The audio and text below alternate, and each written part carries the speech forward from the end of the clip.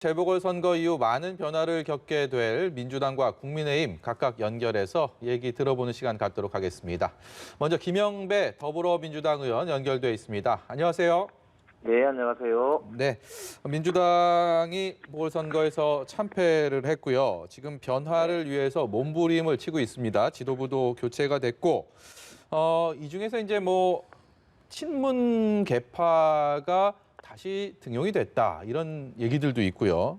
기존의 또 당청 관계를 또 어떻게 설정을 해야 되느냐, 이것이 효과가 있겠느냐, 다양한 해석들이 나오고 있습니다. 어떻게 보고 계십니까? 네, 이번 선거에서 준엄한 회초리를 저희들은 국민들께 맞았다 이렇게 생각하고요. 예. 그래서 어제 최고위 전원 사퇴 이후에 이제 비대위가 오늘 출범을 했습니다. 예. 그래서 무엇보다는 저희들은 질서 있는 쇄신, 뼈를 깎는 혁신을 위해서 우선 다음 주 금요일 날 16일 날이죠. 원내대표 선거가 있고요. 네네.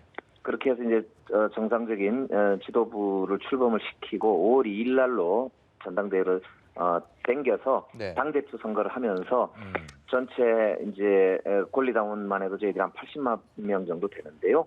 당의 총의를 모아서 이제 정말로 우리가 무엇을 더 할 것이고 무엇을 잘못했는지 그리고 국민들께 감동을 드리기 위해서 정말 뭘 할 건지 이런 거를 한번 저희들 내에서 총의를 한번 모아보자 이렇게 마음을 모았습니다. 예. 민주당답게 뚜벅뚜벅 걸어갈 수 있는 기초를 지금 닦는 게 저희들이 저는 무엇보다 중요하기 때문에 이제 여당으로서 책임 있게 그러나 정말로 뼈를 깎는 혁신을 해야 된다 이런 각오로 임하고 있습니다.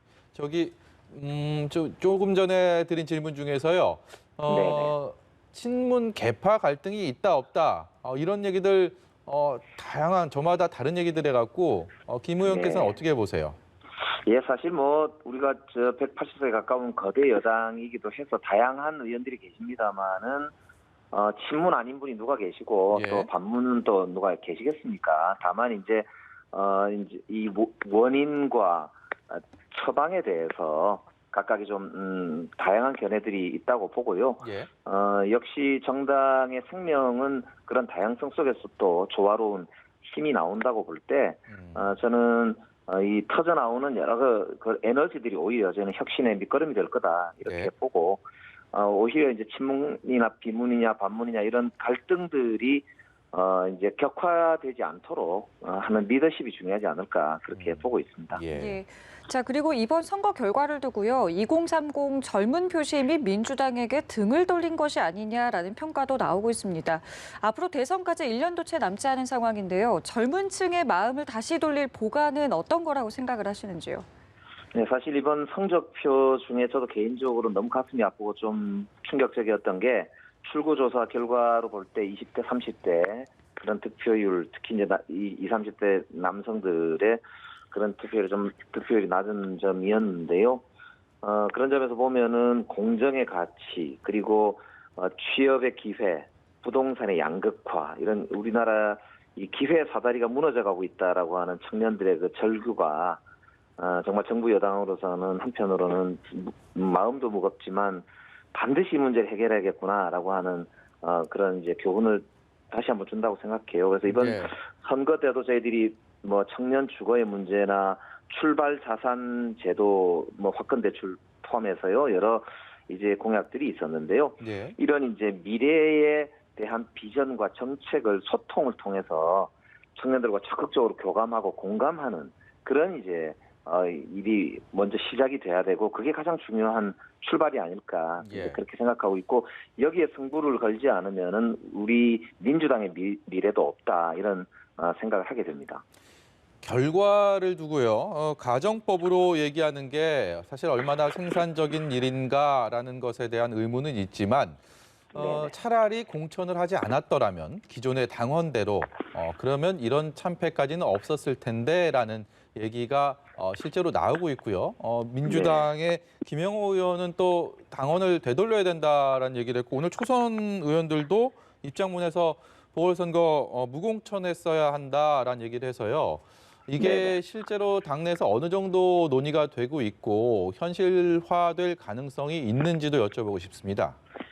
네, 이제 저도 오늘 아침에 초선 모임에 갔다 왔고요. 우리 20, 30대 청년 의원들의 성명서도 잘 봤습니다.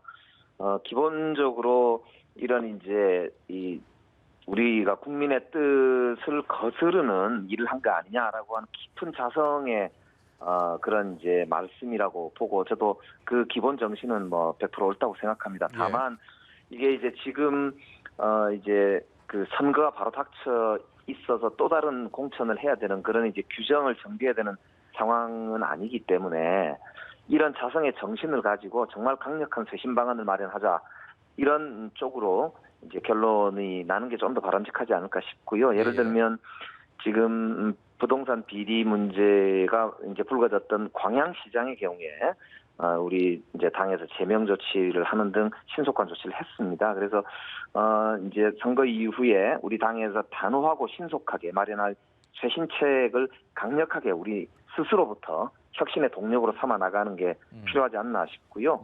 아까 이제 무공천을 감내할 정도의 그런 뼈를 깎는 새로운 자세가 필요하다. 이런 의지를 당내에 확고히 다지는 게 필요하다고 생각합니다. 예. 끝으로요. 이제부터 민주당이 그렇다면 정책 기조를 줄곧 유지를 해야겠느냐, 변화를 해야겠느냐에 대한 의견도 분분합니다. 어떤 의견을 갖고 계신지, 만약에 변화가 필요하다라고 생각을 하신다면 어떤 부분이 좀 가장 시급하다고 생각을 하시는지요? 예, 이제 문재인 정부가 약속했던 개혁과 민생의 두 수레바퀴를 이렇게 공이 다 끌고 가는 게 중요한데 특히 이제 개혁을 통해서 이런 특권 의식이 없어야 민생도 원활하게 돌아가고 이럴 텐데요.